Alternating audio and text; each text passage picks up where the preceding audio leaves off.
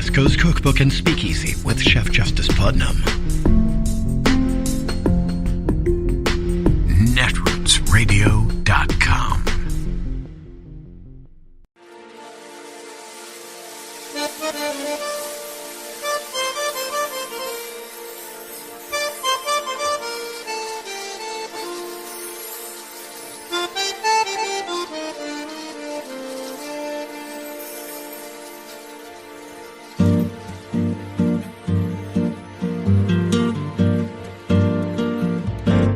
Je voudrais du soleil vert, des dentelles et des théières, des photos de bord de mer, dans mon jardin d'hiver. Je voudrais de la lumière, comme en Nouvelle-Angleterre. Je veux changer d'atmosphère, dans mon jardin d'hiver. Ma fleur sous la pluie de novembre, tes mains qui courent, je n'en peux plus de t'attendre. Les années passent, il est loin, là je tombe. Nul ne peut nous entendre.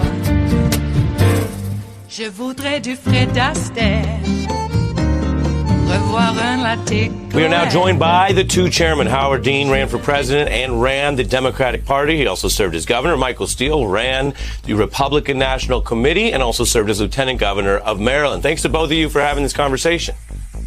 Hey, good to be with you, Ari. Appreciate it. Michael Steele, as you know, they say there's no party like a national party because a national party don't stop. Or they say something like that. Yeah. And here is here's a party that you used to run. I know you care about a traditional conservatism as well as patriotism.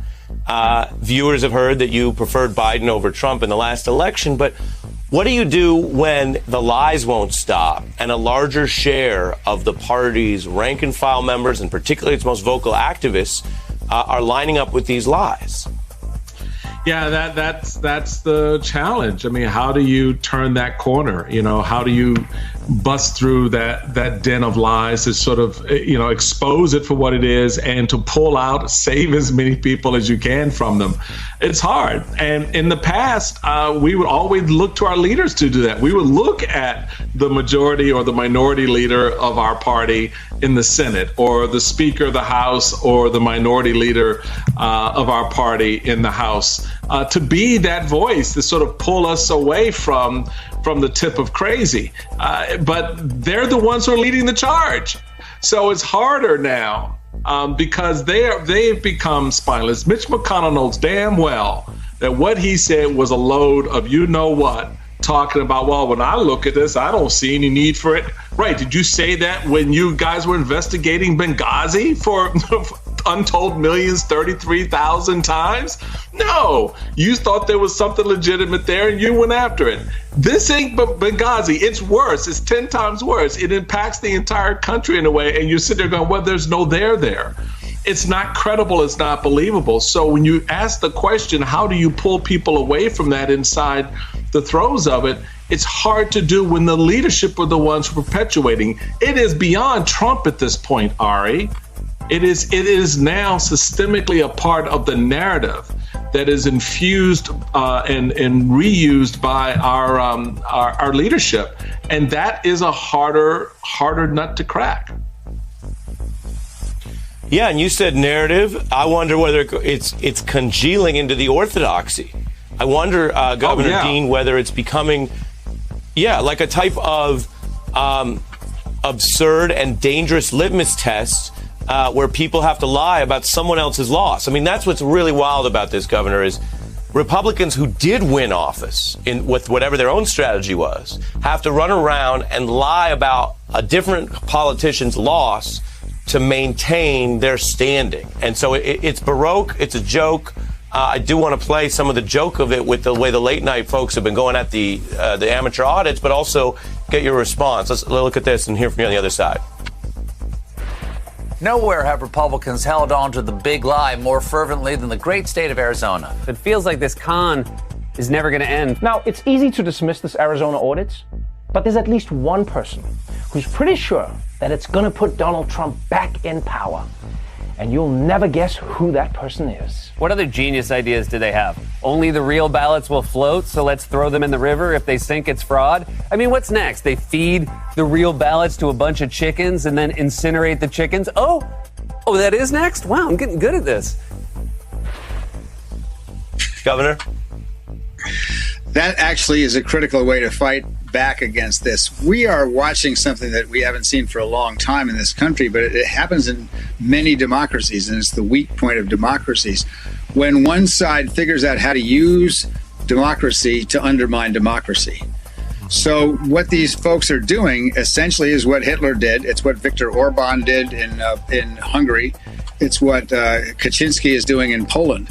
Democracy dies because you no longer care about democracy. The Republicans have no commitment to democracy at this point. There are very few that do. Kinzinger is somebody who's standing up. Liz Cheney stood up for what was right. But most of them are running around subservient to somebody who never cared about democracy, and that's Donald Trump.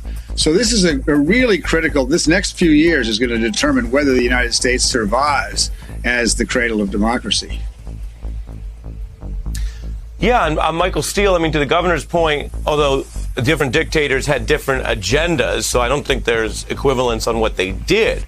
But you certainly have, throughout world history, places where elections occurred and they were largely normal, and then they gave way to the end of elections. Or sham elections like what you have. People know what you have in Russia. They have a thing they call an election, but it's not one. And so, Michael, when you look at that and you see, I want to read something that's quite hot, but I want to read it for your analysis, and if you think it goes too far, let us know. Sure. But a political writer, Jonathan Chait, I'm sure you know him, he argues that at this point, the Republican mainstream is refusing to talk about January 6th and the commission investigation we showed, not because it's too weak to be taken seriously, but because it's too strong. In the red states, he writes, quote, Republicans are laying the groundwork to make the next insurrection easier. Michael. I can't find a lot of fault with that statement. And the reason for that is I just look at the election bills that are being passed. I look at the fact that Donald Trump says, I will be reinstalled in August, and no one in leadership said, shut the hell up and sit down. No one said that. They're quiet on it. The fact that you have the January 6th commission playing out the way it did. When you again, I keep going back, probably the most painful sights during that whole conversation was watching Brian Sicknick's mother go door to door asking members to vote to inquire about her son, and they basically said no. Well, they didn't basically, they did, said no. So what is that the foundation of now? It's the foundation of something. I mean, what do you think happens next? Where do we go from here? If you won't shut up, the guy in Florida saying he's going to be reinstalled in August. If you've got two numbnuts running around between Florida and Georgia, and Gates and Marjorie Taylor Greene talking about they run the party, they're now the leaders of the party. You've got the silence from the actual leadership, or the complicity by someone like McCarthy by kicking out Liz Cheney. What do you think comes next? I mean, it's not a whole big leap. So Jonathan's got a good point, and it is a red flag, because this is a setup for something, and we need to be prepared for whatever that something is as citizens. Governor Dean? I think that's right. I mean, so what's the way out of this? The way out of this is young people who aren't going to take this. I mean, my view of this is actually, I end up being optimistic. And the reason I do is I think the Republicans have already lost this. The reason they are abandoning democracy is because they have no choice. They can't win in a democracy. And this is not going to go away. These folks are going to get old and die soon. I mean, look at how old these people are that are carrying on like this for the most part. young people, people of color, have the Black Lives Matter movement, which the Republicans are terrified about and saying all kinds of terrible things. The thing that was so amazing when Ta-Nehisi Coates said he was an optimist, because he was not a guy who's given to optimism, because for the first time since I've been alive, because I can remember back in the 60s what this was like, white kids and black kids were out there together in equal numbers demanding justice, and that is what the real future of this country is. So I am optimistic in the long run, because these fascists are going to die off. The Republicans are going to be restored. I think there's a good debate to be had between conservatives and liberals. I think it's a good thing to have conservatives in the government who are reminding us that we can't just spend money and print money all the time. I do not think it's a good thing to have conservatives who don't believe in democracy in the government. These people are not conservatives. They're neo-fascists. That is the fact. It is Friday, the 4th of June of 2021, and you are in West Coast Cookbook and Speakeasy. I am your chef de cuisine, Justice Putnam. Gunner the English Bulldog is our snoozing sous chef, and our daily special is, yes, a liquid diet, because it's Blue Moon Spirits Fridays. We are all Nighthawks in the diner of life, after all. Yes, the French 77s are virtually poured and ready for your imbibing pleasure, so please do. But even in the virtual world, do take care. It is a potent spirit, the French 77, indeed.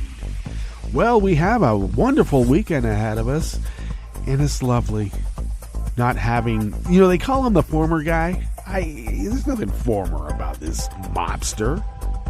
Just name it. Trump. I mean, the idea of branding is to destroy the brand. Don't rebrand. Destroy that brand. Yeah, well, I guess thinking about how to destroy that brand is a lot easier now that we have Joe in office. Trump apparently thinks that he can escape an indictment in August by being reinstated as the President of the United States. Now, if that's not transactional, I don't know what is. These mobsters, do they really think that we're as stupid as the people that follow them? I mean, come on. Yeah, I'm just a boring citizen. I'm too lazy to grift. I'm a loser. Yeah, they sit around and talk about all these weird people. They would just give up their lives in a war for their nation. Who does that? I'm so tired of those people saying that they're better than us. It's just, well, I think the professional term is ass backwards. We have gotten everything ass backwards. In America, apparently, the loser of the Civil War gets to write the history. Mm-hmm. Did you hear about that lieutenant colonel, over 30 years in the military, giving a presentation at a cemetery on Memorial Day and began to speak about the sacrifices of black soldiers? And they shut his mic off. And what was the excuse by the, quote, organizers of the event? Well, we didn't want to talk about those things because of the events of the day. What? Well, just don't call it systemic racism. No. Yeah, I guess they thought he was going to be talking about critical race theory, which apparently to a racist bigot's mind is any discussion about race in which a white supremacist is put in a bad light. You're being critical of my bigotry. What about my civil rights? What about my equal rights to be a bigot? Jeez. Well, you can voice it, I guess, but once you start acting it out, maybe your neighbors won't like it.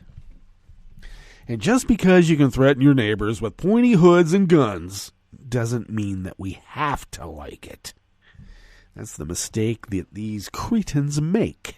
The master race. Anybody who wants to align themselves as being part of the master race, by definition, is not. Okay?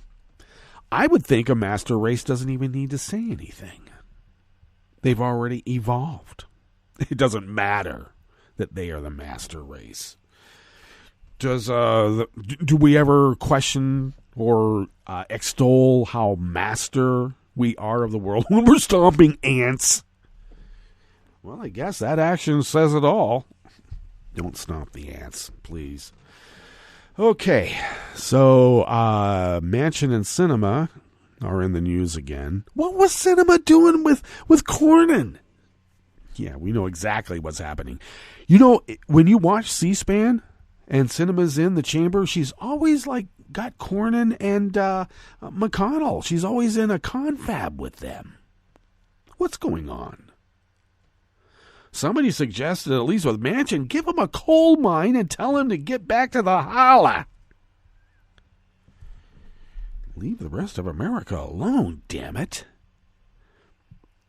And I don't know enough about the Senate parliamentarian making a ruling on basically Joe's agenda. No, you can't do that, Joe. Not through reconciliation. And it's explained a lot better by David, Joan, and others.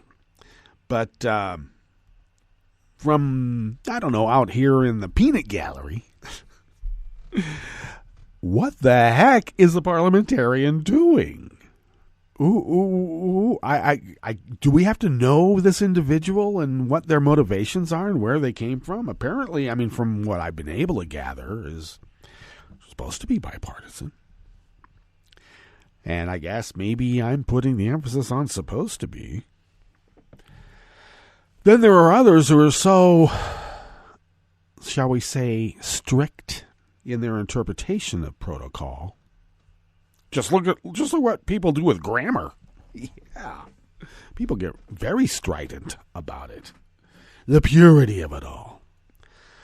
Now, I should remind folks that the Nazis didn't just, take over the Wehrmacht Republic. They did it through lawful means. They used the structure, the infrastructure of government to destroy it. Sort of like what the Republican Party has been doing with the, with help from certain corporate-minded citizens. I'm looking at you, Koch brothers, and I'm looking at you, Federalist Society, to use the structure and protocol of government to destroy itself. How else is Mitch McConnell the self-described Grim Reaper of the chamber where democracy goes to die?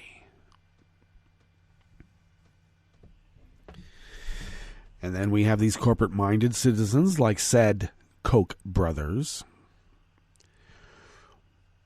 who are never mentioned in this discussion now about professors and whole departments being fired because they might be teaching critical race theory, which is in this fevered QAnon conspiracy-minded types, which is about 73 million people. And that's a sizable block. They think it's some amalgamation of, we're going to come kill Whitey in his bed, and Marxism, or Stalinism, or Maoism. Whatever is scary, scary, scary, and of color. So, once again, critical race theory is just kind of an obscure law, a study in law. The 1619 Project was a partnership between the New York Times and the New York Magazine, regardless, to study the effects of slavery on America starting on the day the first slave was sold in America in 1619. America didn't start in 1492 when Columbus sailed the ocean blue. Came much later. Much. But, no. Have to destroy whole departments because they might be teaching critical race theory. And not once are the Koch brothers or the DeVosses or any number of the Petersons or even the Sheldon Adelsons who have funded whole departments, set up whole business schools with their enormous buildings, well appointed, I might add, to further a view of libertarian objectivism. Why aren't we up in arms about that? You know, the study of empathy is the root of all evil. If you try to do something to help another person, you are the problem. You care for another, you are the problem. How does a representative democracy work if you don't care for your fellows? And I mean that generically, and gals too. You know, I'm just trying to, you know what I mean. I'm an old school guy. How does it work? Well, it doesn't. It doesn't, does it? Yeah. Good fences make good neighbors. Well, historically, we didn't put fences in our front yards. We were open to the road, to the passerby, to your neighbor. Hi, neighbor. We didn't put fences in the front because we didn't have to protect ourselves from the warlords. And how do warlords exist? By letting a bunch of crooks terrorize the countryside just to destroy the social contract for devious means. Boy, I wouldn't say we are necessarily the laughing stock of the world, because America has always been, and Americans, I hate to break it to you, but outside in the other parts of the world, we are a laughing stock. We, the people. Some people around the world can't believe how stupid we are. And I got to tell you, in their countries, they're considered to be stupid in their own right. And they think we're even more stupid. And it's not just, some sort of human nature type thing where, you got to be able to kick somebody. No, it's true. Look, what the hell? 73 million people were so easily brainwashed into believing in their Christian faith that to help another person was a sin?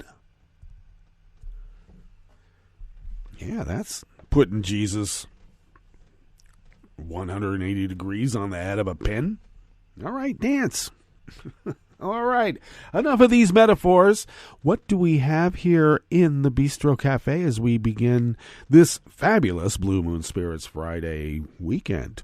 Yeah, at the top, that was Dean and Steele breaking it down as Republicans in Congress try to bury the January 6th investigation. Citizen Trump and the GOP continue to stoke real-world threats and misinformation.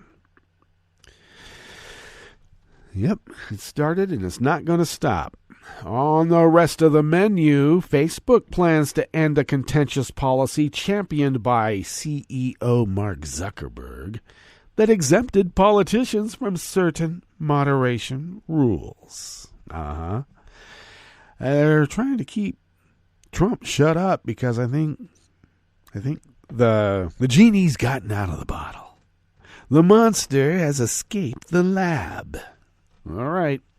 After a 2-year battle, the House Judiciary Committee will finally question former White House counsel Don McGahn behind closed doors today. Behind closed doors. They don't want us to find out that there was actual collusion and conspiracy with Vladimir Putin. At least not now. And a former Treasury Department employee who pleaded guilty to conspiring to give a reporter sensitive information about Trump campaign chairman Paul Manafort and others, was sentenced to 6 months in prison. All right, the whistleblowers go to jail. The crooks get pardons. After the break, we move to the chef's table where the State Department approved a potential $3.5 billion helicopter sale to Australia. And Moscow police released prominent Russian opposition politician Dmitry Gudkov from custody, but he will remain as a suspect in a questionable criminal probe that prompted his arrest 2 days ago. All that and more on West Coast Cookbook and Speakeasy. Bon appetit.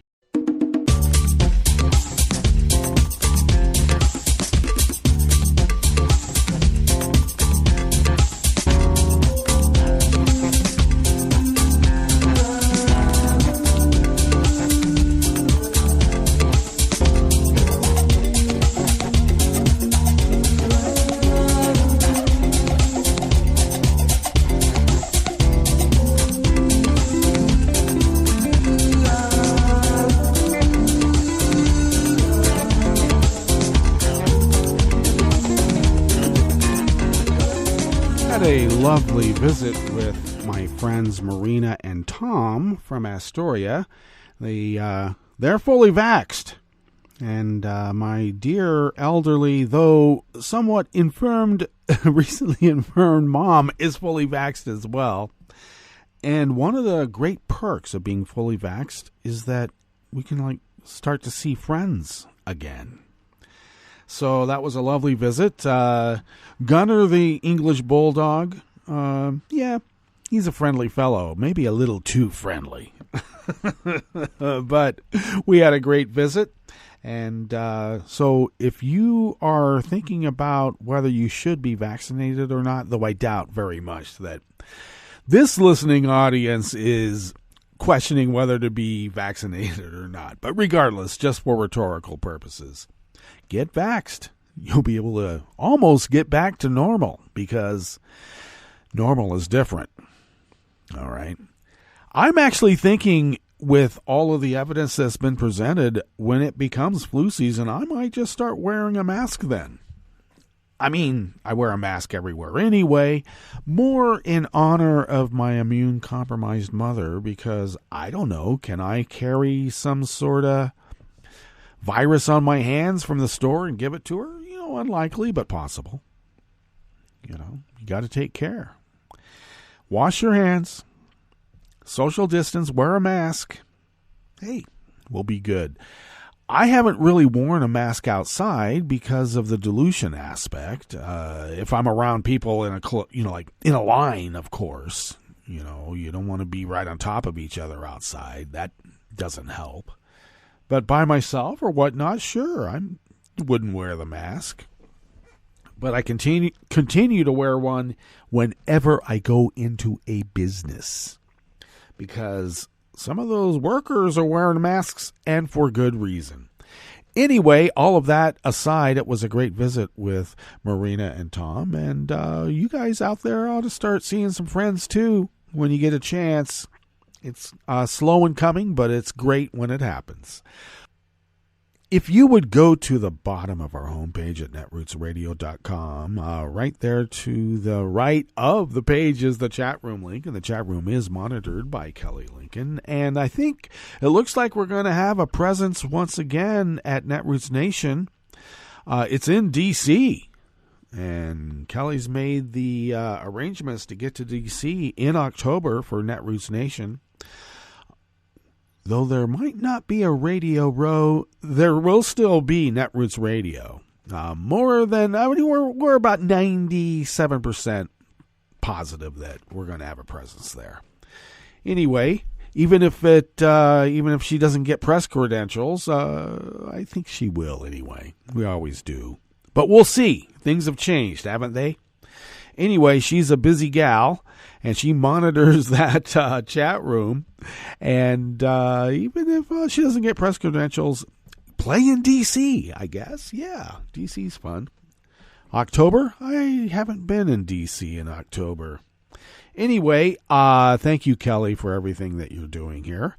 And if you folks would then look across the page at our homepage at netrootsradio.com, to the left there, near the bottom is the Patreon link. And we have that there because, well, we pay our bills. And though the bulk of how we do this comes out of our own wallets, we would still be unable to do it without you. As Tom has said before, for about 10 years, you are our biggest contributor, indeed.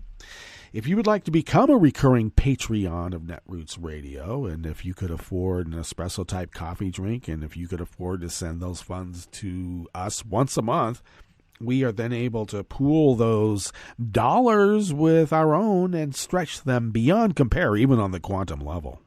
It's amazing the experience that we have with, leaving no strange cork unturned. Anyway, we stretch those dollars, and then we pay our bills.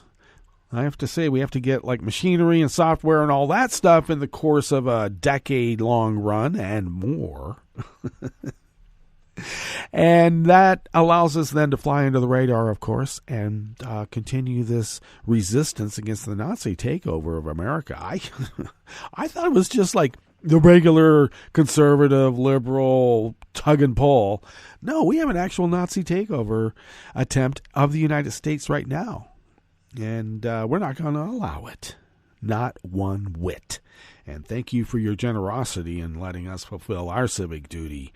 And I don't know, something maybe even bigger. Thank you. If you would like to follow Netroots Radio on Twitter, do so at Netroots Radio. Tom takes care of that. And thanks, Tom. Thank you for everything that you're doing. And also some pithy statements out there on social media. Thank you. If you would like to follow me on Twitter, I would suggest you do, because I'm at Justice Putnam, by the way, on Twitter. But more importantly, I post the show notes and links diary on Daily Kos about 10 minutes before showtime and get that linked up on Twitter and other social media platforms that allow me to. How dare they, Mark Zuckerberg? And that's the show notes and links is where the real reportage is, so check it out. Follow the show on Twitter at Cookbook West, and do please pick up podcasts by way of Spreaker, Stitcher, TuneIn, iHeart, YouTube, iTunes, and wherever podcasts can be found. They're everywhere. Everywhere, I tell you. Everywhere. All right, I have this tab opened up here, and this first offering of the Bistro Cafe of West Coast Cookbook and Speakeasy, Blue Moon Spirits Fridays, drink, is from the Associated Press and anonymous staff at the AP at that. Facebook plans to end a contentious policy championed by Mark Zuckerberg that exempted politicians from certain moderation rules on its site, according to several news reports. The company's rationale for that policy held that the speech of political leaders is inherently newsworthy and in the public interest, even if it is offensive, bullying, or otherwise controversial. Of course, when I read that, I put out a tweet about how I've been suspended from Facebook in the past for using a meme of a crying cheerleader from Glee, and they called that bullying and harassment because I was just responding to Nazis who threatened physical violence, and so I thought I'd show them some liberal tears. Oh! And apparently that was inviting the violence upon myself, which is in Facebook's moderation AI, bullying the Nazis. I was bullying the Nazis who were threatening physical violence on me. I don't know. Is that the basketball rules of artificial intelligence? Whoever responds to the violence gets called for the foul? All right. Anyway, the social media giant is currently mulling over what to do with the account of former, and I guess we can use the P word. Have I changed the Netroots Radio style manual? I hope so. Anyway, former President Donald Trump. We were not really allowed here at Netroots Radio by fiat of using the P word for Trump while he was the P word. But now that he's the former president, I guess we can say it. And it indefinitely suspended Trump on January 6th, leaving it in Facebook limbo with its owners unable to post. The change in policy was first reported by the tech site The Verge and later confirmed by the New York Times and the Washington Post. Facebook has had a general newsworthiness exemption since 2016. Oh, how convenient. But it garnered attention in 2019 when Nick Clegg, Vice President of Global Affairs and Communications, announced that Speech from politicians will be treated as newsworthy content that should, as a general rule, be seen and heard, except for ones that call for a coup.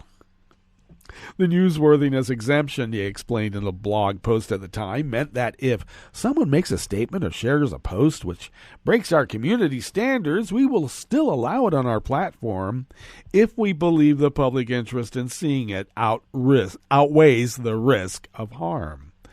This hasn't given politicians unlimited license, however. When Facebook suspended Trump in January, it cited the risk of further incitement of violence following the deadly insurrection at the U.S. Capitol as the reason. The company says it has never used the newsworthiness exemption for any of Trump's posts. And when asked, Facebook declined to comment.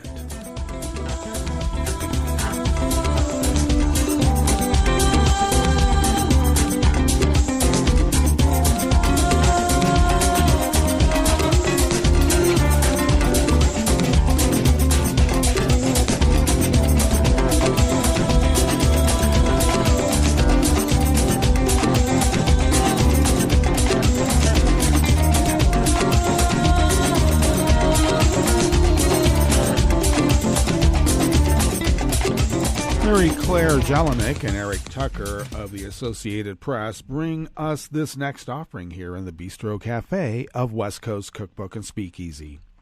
The House Judiciary Committee is poised to question former White House counsel Don McGahn behind closed doors today, 2 years after House Democrats originally sought his testimony as part of investigations into former President Donald Trump. The long-awaited interview is the result of an agreement reached last month in federal court, and a transcript will be publicly released within a week.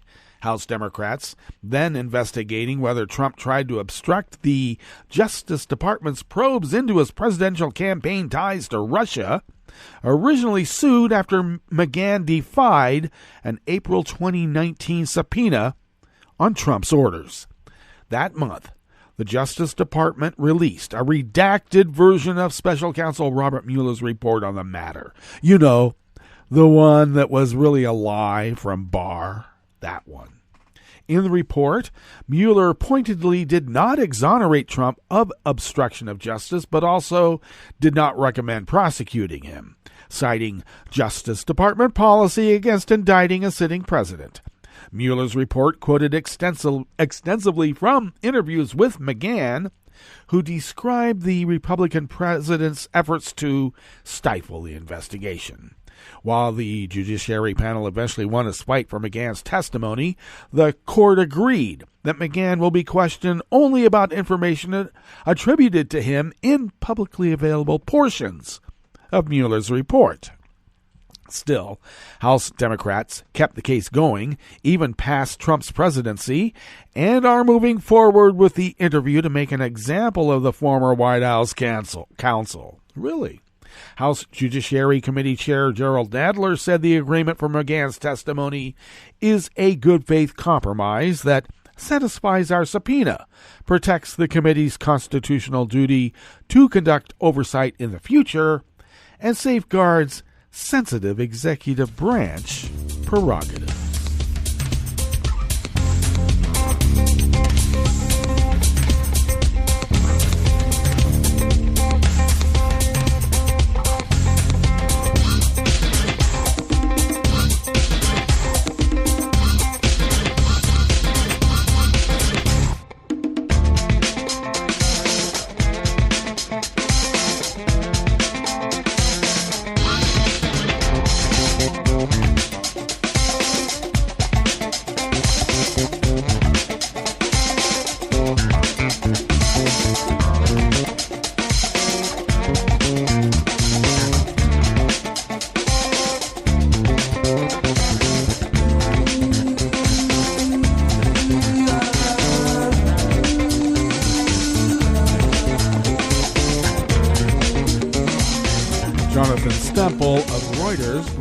This final offering here in the Bistro Cafe of West Coast Cookbook and Speakeasy, Blue Moon Spirits Fridays, a former senior U.S. Treasury Department employee who pleaded guilty to conspiring to give a reporter sensitive information about Trump's one-time campaign chairman Paul Manafort and others, was sentenced yesterday, Thursday, to 6 months in prison. Natalie Mayflower Sowers Edwards, a former senior advisor in Treasury Department's FinCEN, the Financial Crimes Enforcement Network, was sentenced by U.S. District Judge Gregory Woods in Manhattan. Edwards was accused of making unauthorized disclosures of suspicious activity reports, known as SARS, used by banks to alert law enforcement to potential money laundering and other crimes. And she gave them to a BuzzFeed News reporter using an encrypted messaging program. Prosecutors said the more than 2,000 reports leaked over 1 year concerned Manafort and his deputy Rick Gates, who both oversaw Trump's 2016 presidential campaign, as well as the Russian embassy in Washington and other individuals. The reports were a basis for articles concerning former special counsel Robert Mueller's probe into Russian interference in the 2016 U.S. election. Edwards, age 43, of Clinton, Virginia, had sought no prison time after being charged in October of 2018 and pleading guilty in January of 2020. Before being sentenced, she called herself a whistleblower who went to the media after uncovering suspicious conduct elsewhere at the Treasury Department. Citing principles from her American Indian background, she said before being sentenced, she could not stand by in silence, but apologized for her disclosures. Wood said, blowing the whistle through proper channels is an incredibly valuable experience, but that Edwards went too far by disclosing about 50,000 records, including the SARS. She decided to abuse her position of trust, the judge said. Federal prosecutor Kimberly Ravener said Edwards' rampant disclosure of private information was unparalleled in FinCEN history and could have a chilling effect on banks' willingness to file detailed SARs. She claimed that she followed procedure, but she made up her own, Ravener said. Edwards was also sentenced to 3 years supervised release. The BuzzFeed reporter Jason Leopold was not accused of wrongdoing, and he embraced Edwards after meeting her outside the courthouse following the sentencing. I might think this is a miscarriage of justice, but they still have reality winner in jail still, don't they? They do. All right, let's get to our break, and when we get back from that, well, pretty short break, we'll definitely go through weather from around the world. And we will definitely finish up with the stories that we've curated for you today. You are listening to West Coast Cookbook and Speakeasy, and we will be right back. You are listening to networksradio.com. Please hang up and try again.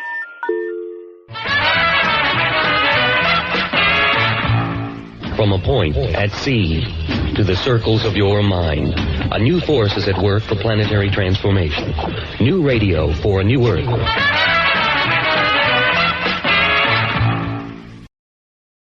This is Take Two Movie Review. I'm Mike Friend. This week, Nice Try.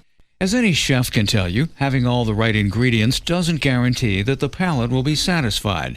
Netflix viewers have recently flocked to Joe Wright's new psychological thriller, Woman in the Window, but from looking at audience and critics' reviews, not coming away particularly happy. It has an interesting enough plot. Child psychologist Anna has had a breakdown and is agoraphobic, stuck in her pricey New York brownstone, where she becomes interested in new neighbors with issues that indicate secrets and with few curtains. It stars Amy Adams, Gary Oldman, Jennifer Jason Leigh, Julianne Moore, and Tracy Letts, who also came up with the screenplay from A.J. Finn's best-selling novel. There's cinematography from Coen Brothers collaborator Bruno Delbonnel and a score from Danny Elfman. And who can't help rooting for a distraught gaslighting victim? So what went wrong? Well, it's not any one thing. One of our other Take-Two reviewers noted that the film is absolutely faithful to the novel and that the dialogue seems not to have translated well to the screen. There are questions as to why certain characters are in some scenes, and sometimes why they're as overwrought as they are. There are homages. We actually see Anna viewing a clip of Rear Window while chilling and drinking, which is cute, but may more serve to remind us that this is certainly not that movie. Saving this one might be that the build-up from the first act is compelling enough to pique interest sufficient to stick with it. As the woman in the window's action shifts to the roof near the conclusion, you'll know exactly how the bad guy's going to get his. Anna is vindicated, but in sort of a final narrative insult, that vindication comes with therapeutic benefits that don't seem realistic. This has been Take Two Movie Review. I'm Mike Friend. Catch up with us at take2moviereview.com and feed us back on our channel on YouTube.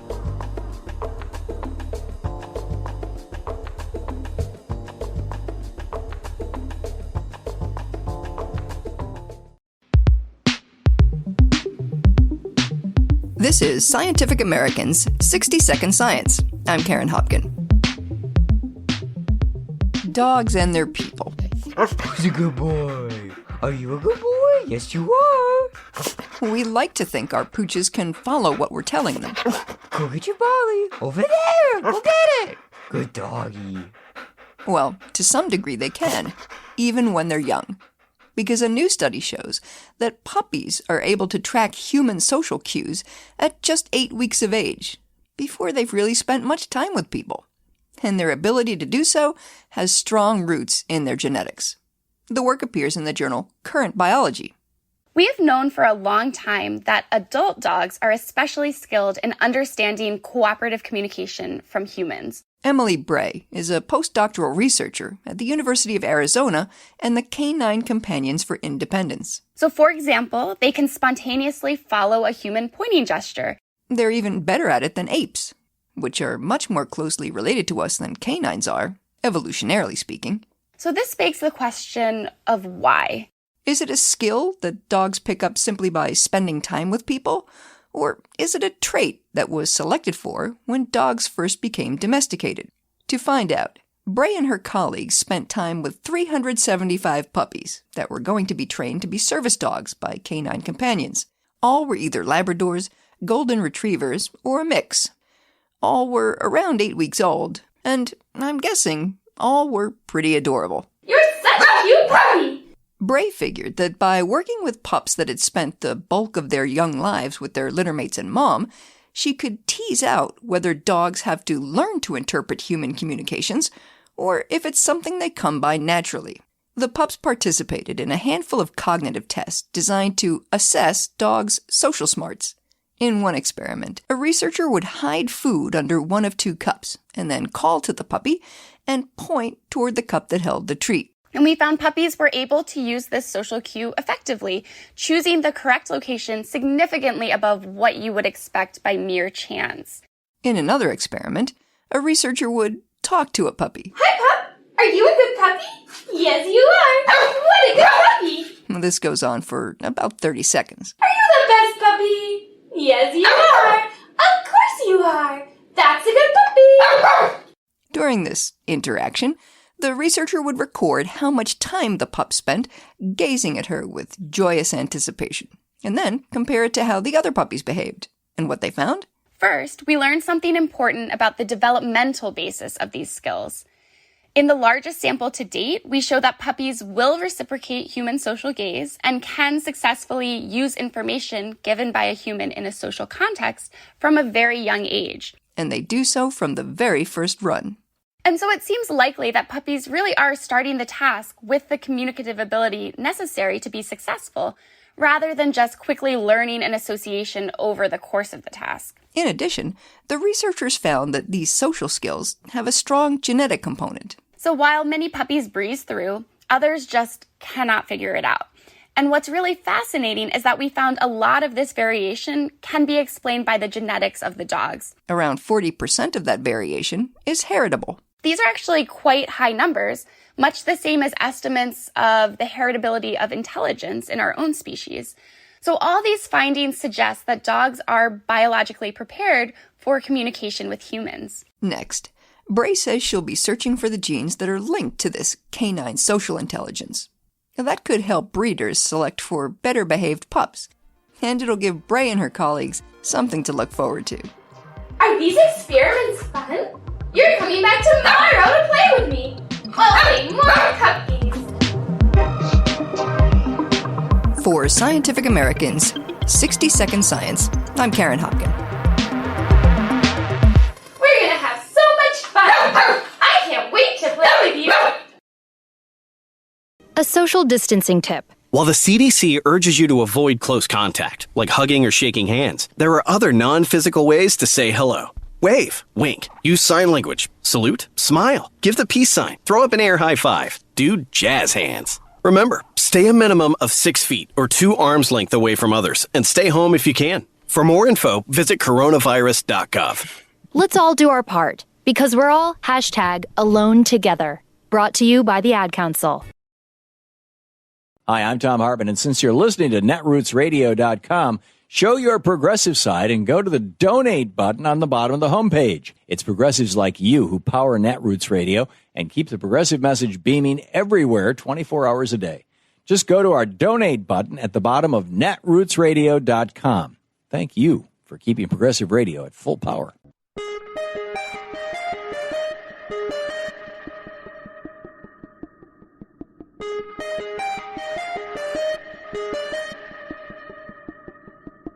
I'm Rick Smith, and this is Labor History in 2. On this day in labor history, the year was 1946. That was the day the Detroit Free Press reported that a grand jury had been convened to investigate the severe beatings of 4 Briggs UAW Local 212 officers over the previous 15 months. Recording Secretary Ken Morris had been the latest victim. He was brutally beaten May 31st behind his home. Arthur Vega, leader of Local 212's Flying Squadron, was viciously attacked by thugs in March of 1945 and suffered a broken arm and other injuries. Next, Local 212 Sergeant-at-Arms Roy Snowden was clubbed on 2 separate occasions, suffering permanent injuries. Then, in October 1945, Janora Dollinger, heroine of the 1937 Flint sit-down strike and founder of the Women's Emergency Brigades, was beaten so severely as she lay sleeping that she was hospitalized in critical condition for weeks. Since her Flint years, Dollinger had become active with Local 212. She served as a leading member on the union committee established to investigate the earlier beatings. Both the local and the international led investigations into the beatings and offered sizable rewards. Union militants noted the beatings benefited the company to be sure. Briggs had fired all 4 victims at one point or another for union activity. Strike preparations had been underway when Morris's wife found him with his head cracked open. The UAW waited for the grand jury's findings. By year's end, another Local 212 shop steward had also been beaten. By 1951, union officials demanded a second grand jury investigation. They accused Briggs of awarding a lucrative scrap contract to a local mob boss, Carl Renda, in exchange for anti-union thuggery. No charges were ever brought against the company, which insisted the violence stemmed from intra-union disputes.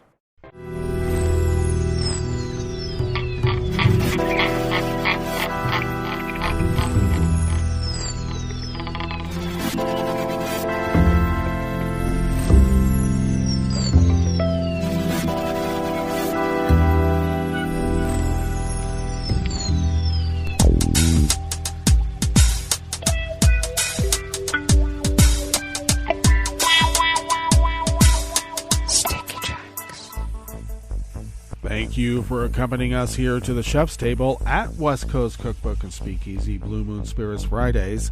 We always begin, whether from around the world, along the banks of the Rogue River in the Rogue River Valley of Southern Oregon on the west coast of the continental United States of America, where it is currently 62 degrees Fahrenheit, expecting much cooler temperatures today, only around 90, much cooler. A mix of clouds and sun, and winds will be increasing out of the northwest at 5 to 10 miles per hour in just a few hours, and then a few clouds overnight with lows in the mid-50s, winds out of the northwest at 5 to 10. Sunny tomorrow, Saturday, with highs only in the mid to upper 70s. What's going on? Winds out of the northwest at 5 to 10 miles per hour. Confirmed cases of coronavirus in Jackson County in the southern part of Oregon have increased once again, standing now at 11,301, and the deceased remain at a confirmed 145. Grass pollen is rated high outside the window in Rogue River proper. The air quality index for the region is good at 28 parts per million, and the daytime UV index remains very high at 9. Barometric pressure is holding steady at 30.04 inches. Visibility is up to 10 miles, and relative humidity is at 75%. Weather from around the world is brought to you by a crowd of crowdsourced weather stations that a crowd crowdsources from around the world. London is 60 degrees with rain. Paris is 68 and cloudy. Rome is 83 and sunny. Kyiv is 73 and fair. Kabul is 84 degrees and they have wind, heavy wind. Hong Kong is 76 and mostly cloudy. Tokyo is 70 and cloudy. Sydney, Australia is 56 and mostly cloudy. San Francisco, California is 52 degrees and mostly cloudy. And New York, New York is 75 degrees Fahrenheit and cloudy. And that is weather from around the world, brought to you by a crowd of crowdsourced weather stations that a crowd crowdsources from around the world.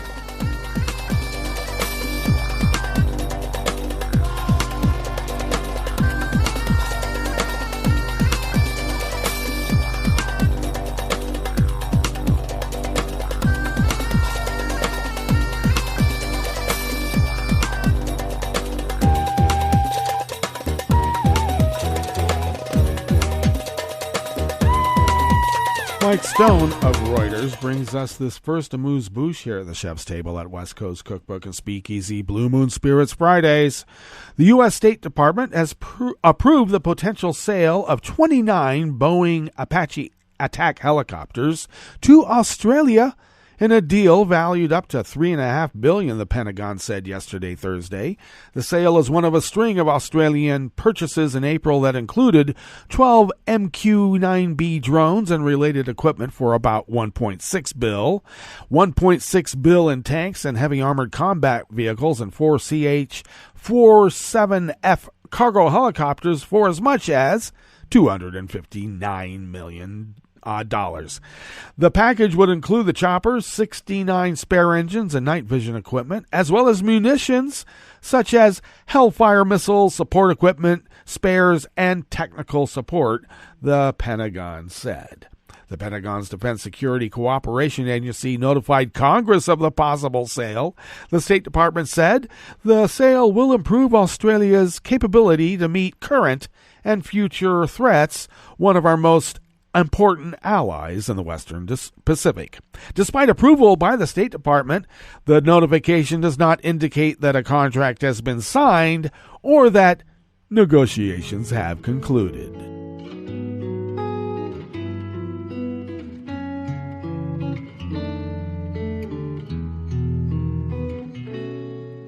Je te donne ce mon amour pour la vie entière. La promesse de me trouver à tes genoux. Aussitôt que tu m'appelles, rester toujours fidèle. C'est tout, c'est tout. Je te donne tous mes printemps, mes étés de mer, mes automnes quand les feuilles tombent partout.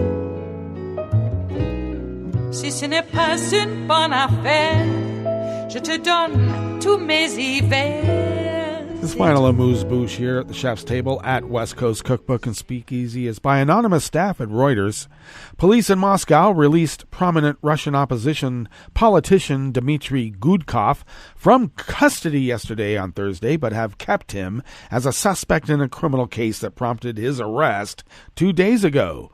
The 41-year-old former member of parliament was detained on Tuesday amid a crackdown on the Kremlin's political opponents that comes ahead of parliamentary elections in September. He was suspected of failing to pay a debt on a rented property dating from 2015 to 17, according to state media. His father, Dmitry Gudkov, has said that property was in no way linked to his son.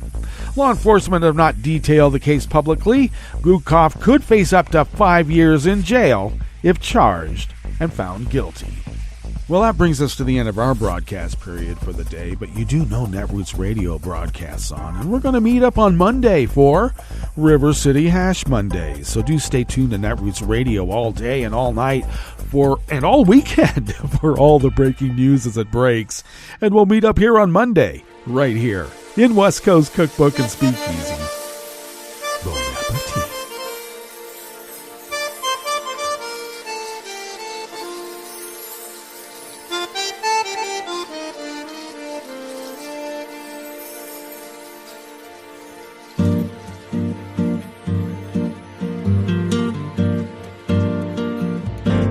Je voudrais du soleil vert, des dentelles et des théières, des photos de bord de mer, dans mon jardin d'hiver. Je voudrais de la lumière, comme en Nouvelle-Angleterre. Je veux changer d'atmosphère, dans mon jardin d'hiver. À fleurs sous la pluie de novembre, tes mains qui courent, je n'en peux plus de t'attendre. Les années passent, qu'il est loin, là je tombe. Nul ne peut nous entendre. Je voudrais du Fred Astaire, revoir un latte Goer. Je voudrais toujours te plaire dans mon jardin d'hiver. Je veux déjeuner par terre, comme au long de golfe clair, t'embrasser les yeux ouverts dans mon jardin d'hiver.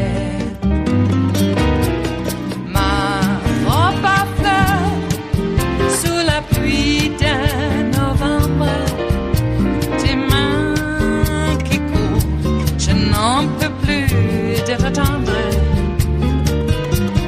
Les années passent, il est loin, là je tombe.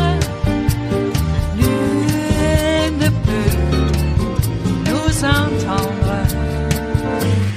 Ba-da-da-dum-di-da-dum. Ba-da-da-dum-di-da-dum.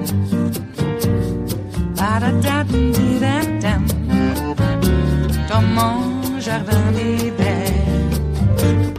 Ba-da-da-dum-di-da-dum. Ba-da-da-dum-di-da-dum. Ba-da-da-dum-di-da-dum.